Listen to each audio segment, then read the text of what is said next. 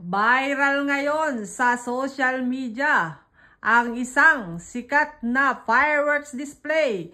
Dito iyan sa Yokohama, Minato Mirai.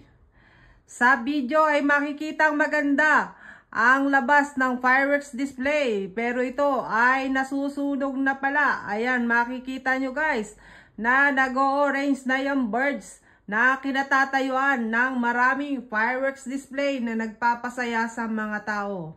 Kahanga-hanga ang event na ito dahil sa kabila ng malaking sunog ay dire-diretso pa rin sila sa pagpapasaya sa mga tao, bagamat hindi masyadong maganda ang result ay talagang itinuloy pa rin nila ang fireworks display. Ang laki ng sunog, mabuti na lang at ito ay ginaganap sa gitna ng dagat guys. Ayan, kung hindi ay malaki ang magiging sunog nito guys. Ayan, ang fireworks display ay ginaganap sa Yokohama taon-taon at ito ay dinadaluhan ng milyon-milyong katao dito sa Japan, mga foreigners dito sa Japan.